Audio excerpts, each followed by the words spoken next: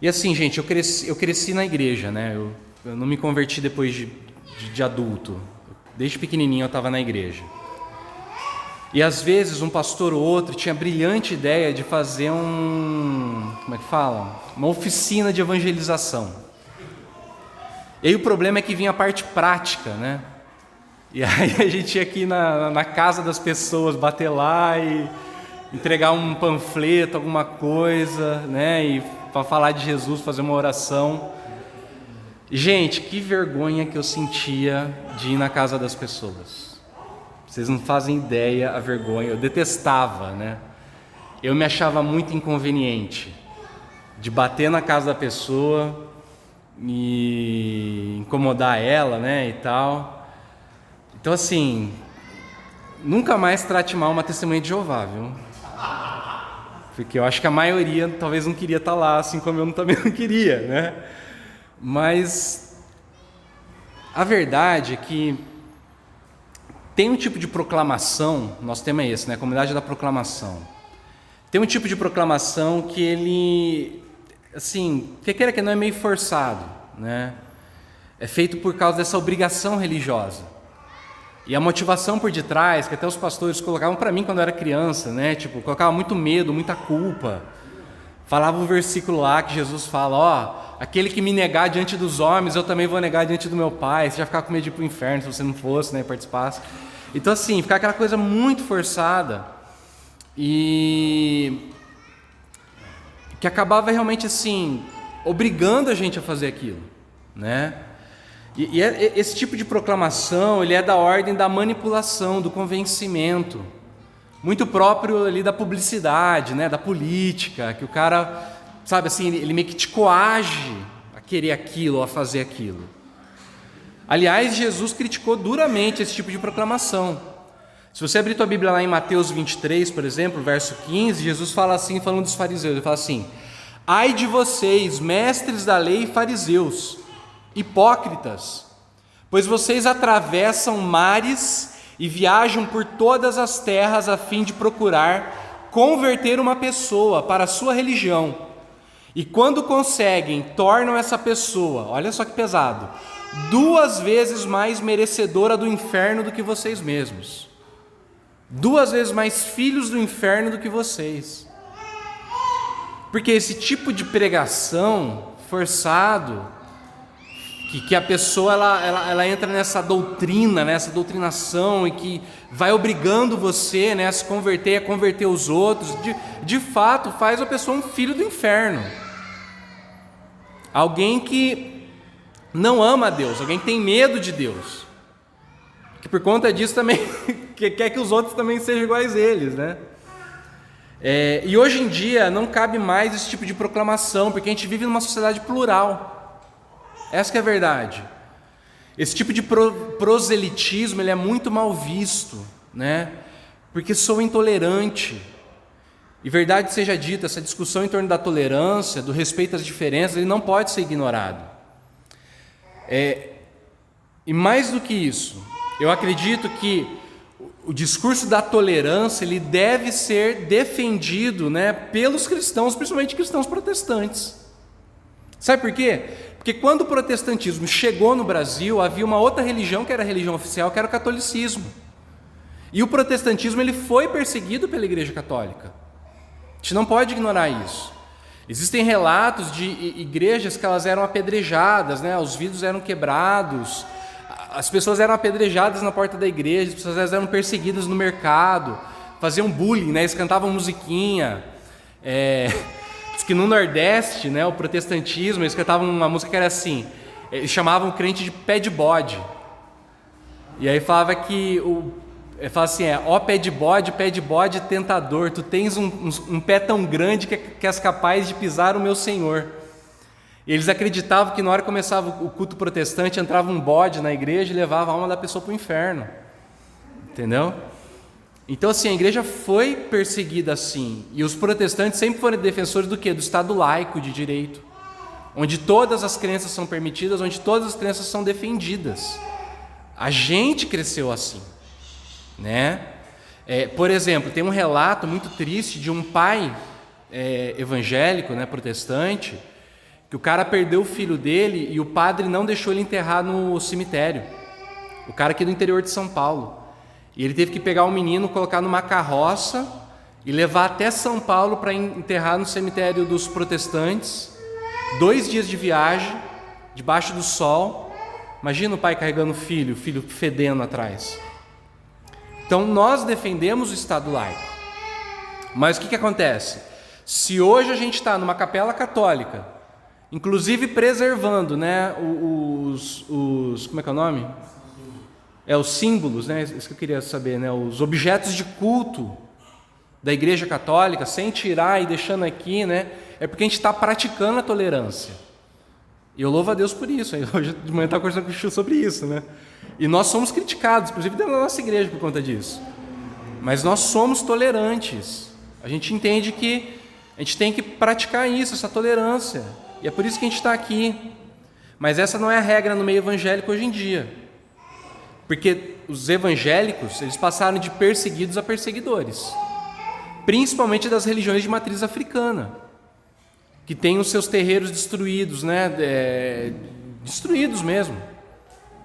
Então, assim, hoje a gente tem essa má fama de sermos intolerantes, merecida essa má fama por conta disso, dessa intolerância.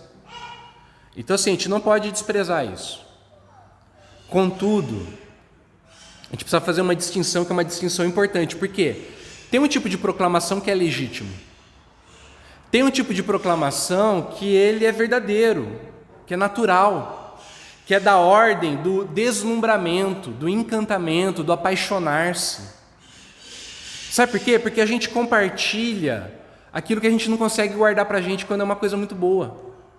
Desde as coisas mais corriqueiras, uma série nova de filme, né? de televisão. Então você começa a assistir lá os filminhos coreanos, né? E aí você quer contar para todo mundo, né? A série. Como é que é o nome mesmo do negócio? É o dorama, né? A pessoa começa a evangelizar, né, no dorama, né? Porque fica empolgada com o negócio. Filme, né? Um restaurante muito bom que você conhece, quer compartilhar com seus amigos, uma receita nova de uma coisa que você aprendeu a fazer, um lugar legal para passear. A gente compartilha. Desde as coisas mais corriqueiras até as coisas mais importantes. Um romance novo, né? Quando você se apaixona por alguém, você quer compartilhar com as suas amigas, com seus amigos. Uma doença, quando você está com uma doença, você quer contar, né, para as pessoas que te importam. Uma luta, uma conquista, um sonho. Sabe por quê? Porque nós somos seres sociais, né? Nós somos animais sociais. A gente tem essa coisa de querer dividir. Quando algo significativo invade a nossa vida, a gente tem a necessidade legítima de dividir, de compartilhar com os outros. E quando esse algo significativo é da ordem, daquilo que é revolucionário, daquilo que é subversivo, de um sonho compartilhado entre outras pessoas, um sonho coletivo, ainda que as pessoas ameacem a gente, falem para a gente ficar quieto, a gente não fica quieto. É aí que a gente fala. Foi o que aconteceu, por exemplo, com Martin Luther King. Né, a gente vê o filme lá, né, do Selma e assim, a polícia ameaçando ele, o cara recebendo mensagem na casa dele, mandando ele calar a boca, mandando ele ficar quieto, e ele não conseguia ficar quieto. Ele disse: eu tenho um sonho. E ele compartilhou esse sonho com milhões de pessoas que começaram a sonhar junto com ele. É o que acontece com os discípulos de Jesus quando Jesus ressuscita. Os chefes, né, dos sacerdotes falaram assim: fiquem quietos, parem de falar desse nome, senão a gente vai prender vocês, senão a gente vai mandar açoitar vocês. E prenderam e torturaram os caras. E aí Pedro fala, né, lá em Atos: os senhores mesmos julguem diante de Deus, devemos obedecer aos senhores ou a Deus? Pois não podemos deixar de falar daquilo que temos visto e ouvidos. Gente, o que é que faz um bando de homem que numa semana estava com medo, dentro de uma casa, trancados, né, com medo das autoridades, saírem e irem para a praça pública e começarem a falar? É porque algo incrível aconteceu na vida deles. Eles não conseguiam mais ficarem quietos. Então por que eu estou falando disso hoje? Porque, como eu disse, assim, a gente está comemorando um ano da nossa comunidade. E a gente está refletindo nesse ano naquilo que faz de nós uma comunidade cristã. Então nós já falamos sobre sermos uma comunidade da paixão, uma comunidade que sofre com os que sofrem, uma comunidade da paixão, uma comunidade do perdão. Domingo passado a gente falou sobre sermos uma comunidade da partilha, que divide. E hoje eu quero falar sobre essa comunidade da proclamação. E aí a pergunta então que motivou minha reflexão nessa manhã foi a seguinte: como é que a gente pode se tornar uma comunidade da proclamação sem sermos intolerantes? Que esse que é o ponto. Como é que a gente compartilha a nossa fé sem sermos pessoas intolerantes, chatas, sabe?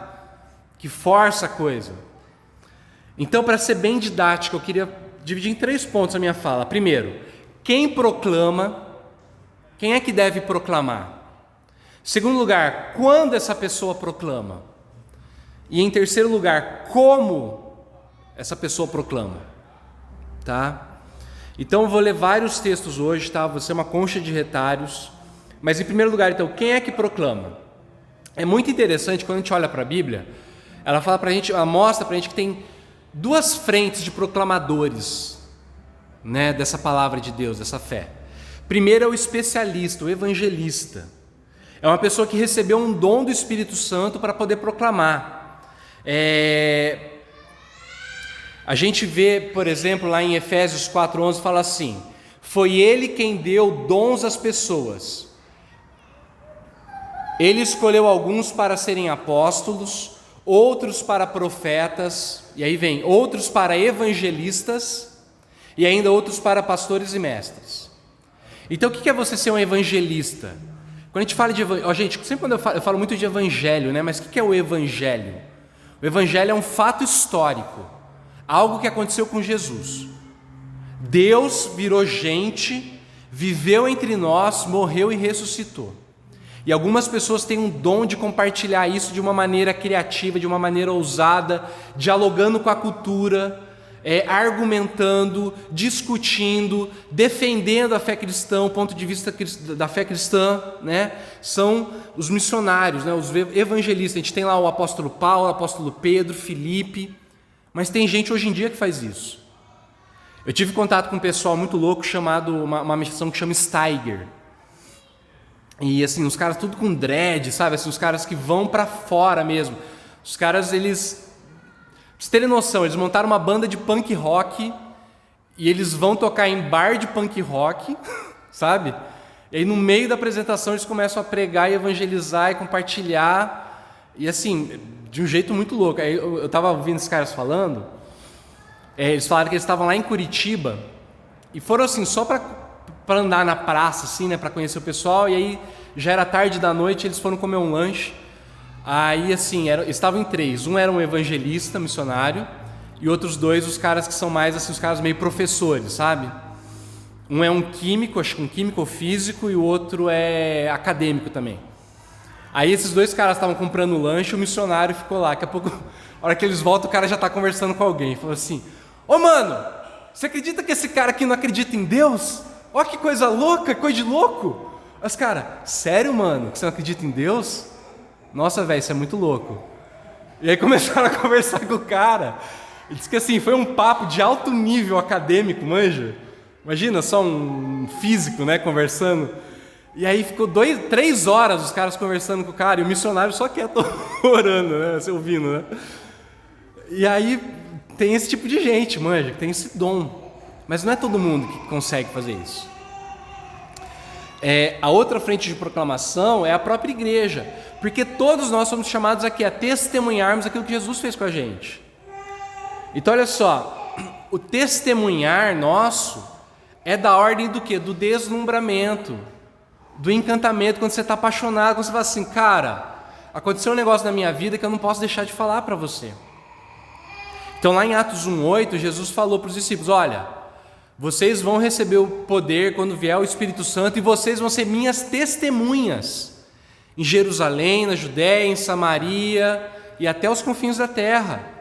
E aí quando a gente chega lá em Atos 8, a gente vê assim, a gente lê, né, que aqueles que depois que veio a perseguição de Estevão, que Estevão foi morto, diz que a igreja foi esparramada. E o pessoal saiu para tudo quanto é lugar, e o pessoal saiu pregando. E você não vê assim, não era gente com dom de evangelizar, era gente comum, igual eu e você. Eles foram compartilhando a fé deles. E aí o texto de Atos fala assim, que a maioria deles compartilhavam só com os judeus, até que um grupo resolveu compartilhar com quem não era judeu, com os gregos.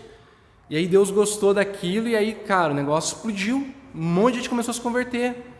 Mas por quê? Porque foi uma coisa simples, sabe? Conversa de vizinha, e aí começa a trocar ideia e tal, e vai natural, não é forçado, entendeu? Então tem um missiólogo que ele fala assim, ó, sobre o dom de evangelista. Embora seja um dom essencial para todas as igrejas, não é um dom dado a todos os cristãos. Nem todo mundo vai ter o dom de ser evangelista, mas todos nós somos chamados a testemunhar o que Jesus fez, de uma maneira simples, corriqueira, entendeu? Então assim, o que importa para a gente não é o especialista. Eu quero falar agora para vocês, né, a igreja. Então, quando que vocês compartilham, né? Então, esse texto aqui eu queria ler. Eu até vou pedir... Flavinha, você pode ler? Vem cá. Está aqui, ó. Se de fato vocês quiserem fazer o bem, quem lhes fará o mal? Como vocês serão felizes se tiverem de sofrer por fazerem o que é certo? Não tenham medo de ninguém, nem fiquem preocupados. Tenham no coração de vocês respeito por Cristo e o tratem como Senhor. Estejam sempre prontos para responder a qualquer pessoa que pedir que expliquem a esperança que vocês têm. Porém, façam isso com educação e respeito. Tenham sempre a consciência limpa. Assim, quando vocês forem insultados ou falarem mal da boa conduta de vocês, como seguidores de Cristo, ficarão envergonhados, porque é melhor sofrer por fazer o bem, se for esta a vontade de Deus, do que por fazer o mal, pois o próprio Cristo sofreu uma vez por todas pelos pecados, um homem bom em favor dos maus, para levar vocês a Deus. Ele morreu no corpo, mas foi ressuscitado no espírito, e no espírito foi e pregou aos espíritos que estavam presos. Então, o que Pedro está orientando aqui a igreja a fazer? Ele está dizendo assim, olha, vivam de uma maneira justa, boa, generosa, idônea, abençoadora, pagando mal com bem, compartilhando aquilo que vocês têm, perdoando, sofrendo se for necessário. Por quê? Para a gente poder merecer o céu? Para a gente poder ser salvo? Para a gente poder ganhar um tapinha nas costas de Deus? Não é por isso que a gente faz isso. A razão da igreja viver de uma maneira boa não tem nada a ver com mérito. A igreja vive fazendo bem em primeiro lugar porque a gente imita Cristo. Os discípulos de Jesus são imitadores do seu mestre. Foi isso que eles aprenderam com o próprio Cristo, é o que Paulo fala aqui. Pois o próprio Cristo sofreu uma vez por todas, pelos pecados, um homem bom em favor dos maus, para levar vocês a Deus. Isso é o Evangelho. Aquele que era bom sofreu em favor dos maus, para que nós que somos maus nos tornássemos bons. Agora, a consequência direta disso é que esse estilo de vida nosso, então, por causa daquilo que Jesus fez por nós, ele gera curiosidade nas pessoas. Quem que é esse povo que vive desse jeito? Por que eles fazem isso? Por que eles pagam mal com bem? Por que eles são tão generosos? Por que eles estão dispostos a caminhar com quem está sofrendo? Estejam sempre prontos para responder a qualquer pessoa que pedir que expliquem a esperança que vocês têm. Ou seja, quando a gente vive desse jeito, as pessoas vão começar a perguntar para a gente, cara, por que vocês fazem isso? Quem são vocês? E aí, quando então as pessoas perguntarem para a gente, aí a gente proclama. Cara, é esse que é o segredo, sabia? Quando é que as pessoas... Quando que a gente ganha o direito de falar? É quando alguém pergunta. É só assim que a gente proclama sem ser chato, sem ser intolerante, entendeu? Quando a gente fala em resposta a uma pergunta. Por que vocês estão fazendo isso? É esse o segredo. E eu acho que o grande erro da igreja cristã nos últimos séculos é não vivermos uma vida que gera curiosidade nas pessoas e ainda assim a gente querer colocar as nossas doutrinas, os nossos rituais, sabe, as nossas regras, nosso estilo de vida goela abaixo na vida das pessoas, sem ninguém pedir por isso. Por isso que a gente acaba se tornando inconveniente. Então, assim, isso é o que a gente vê na história da igreja, daquelas conversões na base da espada, com a ameaça da fogueira, né, da Inquisição. São os exorcismos forçados, né, que exorciza o cara lá para tirar o capeta, que o cara nem está com capeta nada, e a pessoa está exorcizando, constrangendo a pessoa para ser igual a mim. A gente perdeu, sabe, esse lance assim, de viver uma vida que gera deslumbramento nas pessoas. Fala assim, meu, quem que é esse grupo de gente? Quem são esses caras loucos que vivem desse jeito? Então tem um cara que é um missiólogo, né, um cara que estuda a missão da igreja, ele escreve o seguinte, quero ler para vocês. Ele fala assim, ó, falando da igreja primitiva, tá? Ele está comentando a igreja primitiva, ele fala assim, ó, eles devotaram-se a atos sacrificiais de bondade, amaram seus inimigos e perdoaram seus perseguidores. Eles se importaram com o pobre e alimentaram o faminto. Debaixo da brutalidade da vida no Império Romano, eram as pessoas mais surpreendentemente diferentes que qualquer um poderia ver. E não apenas alimentaram o pobre, mas também acolheram todos os que se juntaram a eles, independentemente de etnia. Promoveram relações sociais libertadoras entre os gêneros, ou seja, homem e mulher, e nas famílias. Os nobres acolhiam os escravos. Eles eram literalmente a sociedade alternativa mais surpreendente que havia, e sua conduta despertou uma curiosidade insaciável entre a maioria dos romanos. No primeiro século da nossa história, viver dessa forma era algo surpreendente. Agora, as noções que a gente tem hoje de direitos humanos, de justiça, de liberdade, de igualdade, elas só existem por conta dessa influência cristã na sociedade. Porque viver debaixo da brutalidade do mundo romano, cara, não tinha dessa não, entendeu? Mulher era completamente descartada, valia menos que escravo. Se hoje a gente luta por igualdade de gênero, sabe, pelas questões raciais, é por conta da influência cristã na sociedade. A igreja fez muita coisa errada, fez muita conversão debaixo da espada, mas também teve muita coisa boa que vem da igreja. Os hospitais, os orfanatos, sabe, tudo isso é por conta dessa ética cristã. A ideia de educação ser um direito de todo mundo, isso é influência direta do protestantismo. Cada igreja que tinha protestante tinha uma escola do lado, porque eles acreditavam que todo mundo tinha que ler a Bíblia, por conta própria. Isso é influência cristã. Então, gente, atos de filantropia, de hospitalidade, por melhores que sejam, né, hoje em dia não causam espanto nas pessoas. Isso é o mínimo que é esperado da igreja, certo?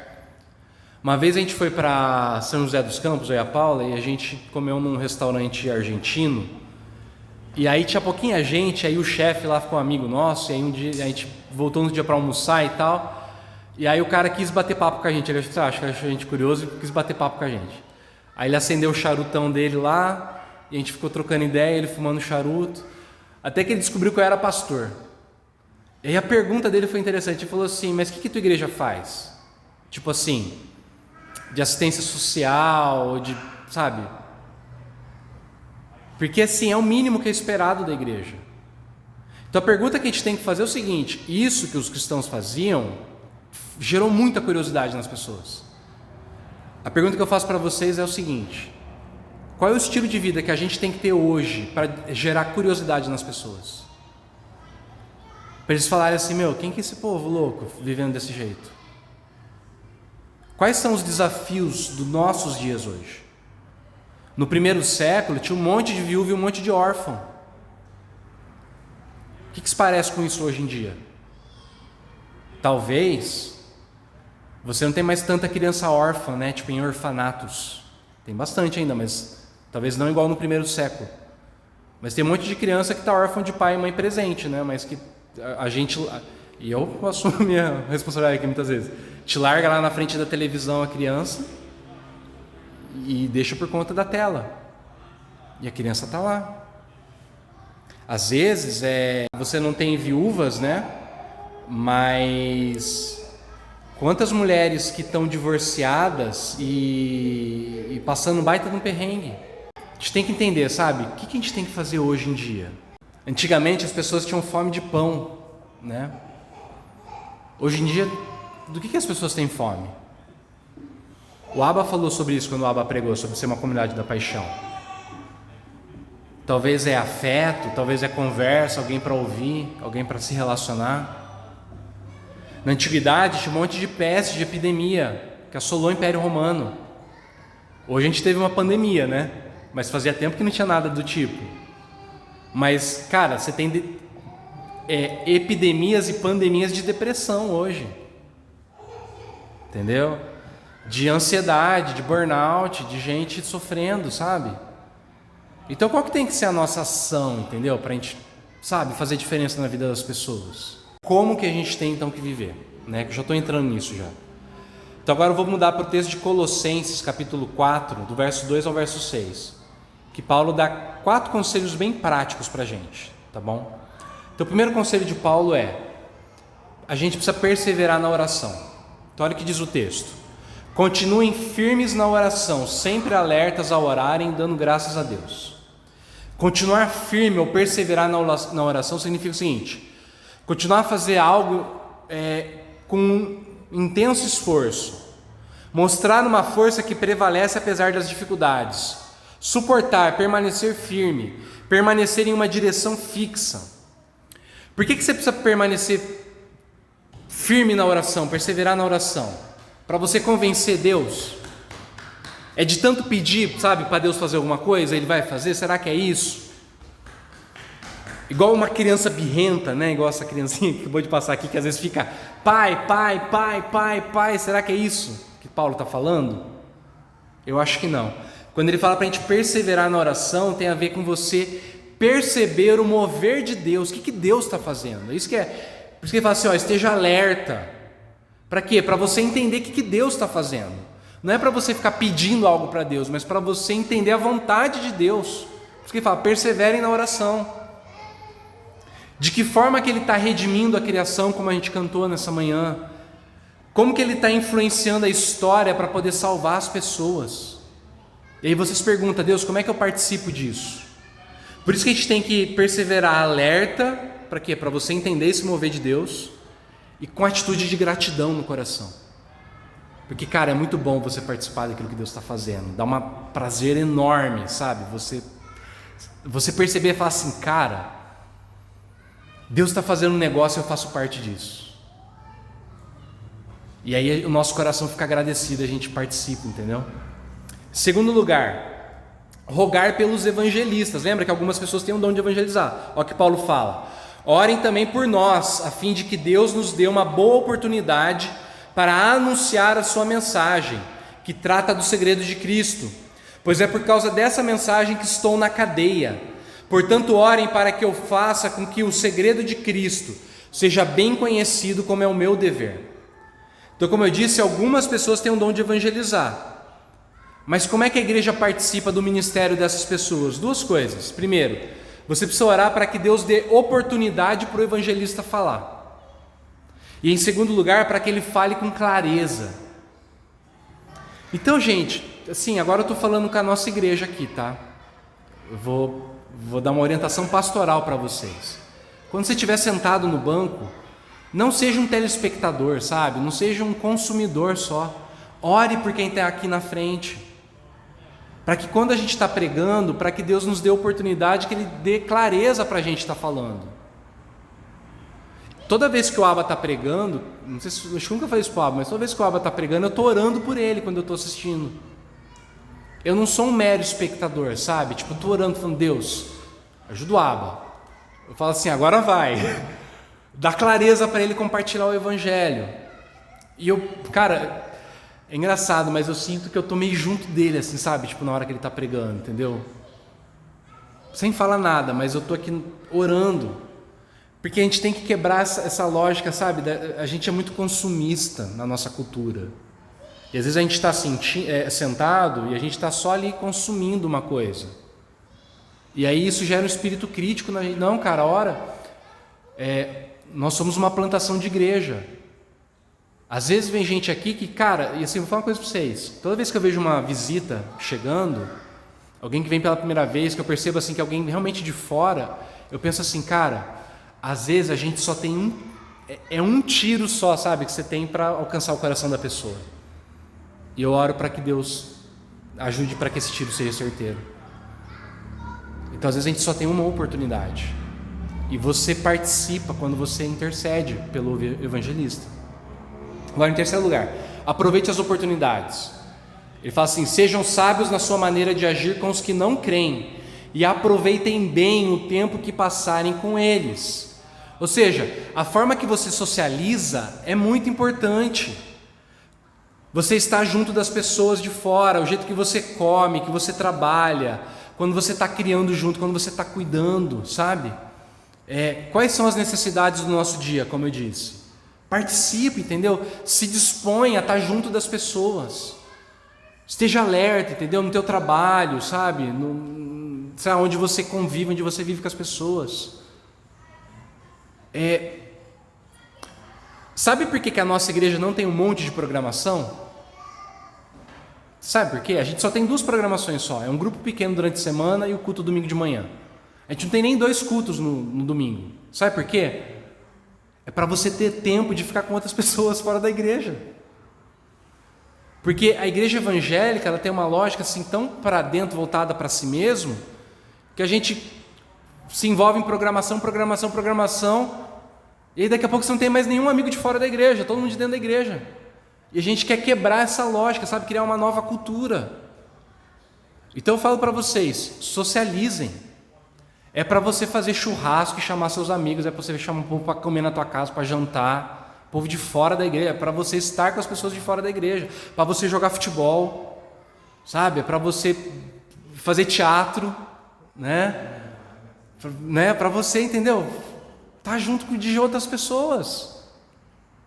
Socialize, entendeu? É para você jogar beach tênis, tá? Para você conviver com as pessoas. E é isso, cara. E aí você vai ver assim que se você estiver convivendo com as pessoas, igual o Paulo falou, numa atitude de oração, alerta as oportunidades, Deus vai te usar. Não fica preocupado, sabe, com o que você tem que falar, tal, cara. Seja muito natural, entendeu? Escute as pessoas. E aí vem o 4º conselho: falar com graça. Que as suas conversas sejam sempre agradáveis e de bom gosto, e que vocês saibam como responder a cada pessoa. Eu gosto muito da tradução da mensagem que fala assim, ó: aproveita ao máximo cada oportunidade, sejam agradáveis no falar. Olha o conselho que Paulo dá. O objetivo é aproveitar bem a conversa e o diálogo, não derrotar a pessoa num debate. Você não tem que vencer ninguém no debate, entendeu? Você não tem que provar que você está certo. Vou falar uma coisa para vocês: Jesus não precisa de advogados. Ele não precisa de advogados. Ele sabe se defender. Eu gosto muito dessa ilustração, né? Jesus é um leão. Ele não precisa que ninguém defenda ele. É só você abrir a jaula que o leão se defende sozinho, entendeu? Então você não precisa querer provar que você está certo o tempo todo. Diálogo significa escutar e falar, sabe? É uma troca, é um conversar, é um versar junto. Você tem que estar aberto para ouvir outras experiências, outras perspectivas, entendeu? Porque quanto mais a gente escuta, mais o outro se torna aberto a escutar o que a gente tem para falar também. Só que aí não é para você fazer a coisa na base da estratégia, né? Deixa eu ficar aqui ouvindo, só esperando minha hora de... Não, cara, escuta mesmo, entendeu? O que eu tenho para falar. E alguma hora o pessoal vai perguntar: cara, e você? O que você pensa disso? O que você acha disso? E aí você ganha o direito de ser ouvido. Então, o conselho é: escute mais e fale pouco, faça perguntas sinceras, né? E percebe o que Deus está fazendo na vida da pessoa. Sabe por quê? Eu queria terminar com esse segredinho para vocês. A Bíblia diz que Deus amou o mundo de tal maneira que deu seu único Filho, para que todo aquele que nele crê não pereça, mas tenha a vida eterna. Deus é mais interessado do que você em salvar as pessoas. Deus ama muito mais as pessoas do que você e do que eu somos capazes de amar. Ele é o primeiro interessado, ele é o mais envolvido. Então, quando a gente pensa que a gente está chegando, Deus já chegou na vida da pessoa há muito tempo. Eu tenho descoberto isso, sabe? Quando eu estou conversando com alguém de fora da igreja, sempre a minha pergunta é o seguinte: eu estou conversando, prestando atenção, ouvindo e falando assim: o que você está fazendo na vida dessa pessoa? Porque Deus chegou primeiro, a missão é dele, a gente só participa. E aí, quando você entende o que ele está fazendo, você só entra. Cara, Deus dá a chance assim de você jogar a cereja, sabe, assim no finalzinho ali do sorvete. E é muito bom quando isso acontece. Acho que eu já contei para vocês, né, um dia que eu estava conversando com um amigo meu, e ele falou assim: cara, eu não entendo uma coisa, como é que Deus matou o filho dele? Ele falou assim: é a mesma coisa que você, ele falou assim, é a mesma coisa que você cavar um buraco, sabe, assim, de uma piscina de 3 metros, e teu filho fala assim para você: pai, quero me jogar. Você fala: não, beleza, se joga. Aí eu falei assim para ele: cara, mas não é bem assim. Eu falei assim: porque quem cava o buraco somos nós mesmos, né? Eu falei assim: a gente quer se matar. Eu falei assim, por causa do pecado, né? A gente quer, né, aquilo que é ruim. Aí ele falou: tá, então imagina que teu filho cavou o buraco e ele falou assim: pai, quero me jogar, e você deixou. Eu falei: então, mas... Ele falou assim para mim: nenhum pai faria isso. Aí ele falou assim: se você é um pai que ama teu filho, você se jogaria no lugar dele. A hora que ele falou assim, eu falei: é isso. Eu falei para ele, você entendeu. Eu falei assim: Deus se jogou no teu lugar, cara.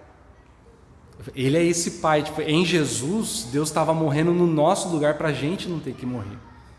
Ele preferiu se jogar. E aí eu falei assim, a minha reação diante daquilo que ele fez é o seguinte: caramba, olha a besteira que eu ia fazer. Agora eu entendi.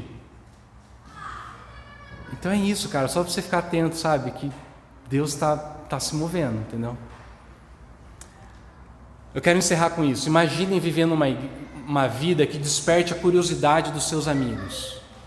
Imagina você viver de um jeito, sabe, que as pessoas falam: cara, por que você está fazendo isso? Seus vizinhos, seus amigos de futebol, de dança, de jiu-jitsu, de academia, do vôlei, do beach tênis, galera do clube do livro, galera do bar, os parentes, os familiares. Cara, imaginou, galera do teatro. Você viver de um jeito que os caras falam: meu, o que esse cara do futebol, por que ele está fazendo isso? Por que ele está preocupado com isso? Imagina quanto a nossa comunidade vai crescer se a nossa proclamação for uma proclamação de amor, trabalhando para o bem comum, dispostos a perdoar, a partilhar, a sofrer se necessário. A minha oração é para que a nossa igreja que está nascendo, crescendo, seja uma comunidade de paixão, do perdão, da partilha e da proclamação. E eu oro para que você faça parte disso.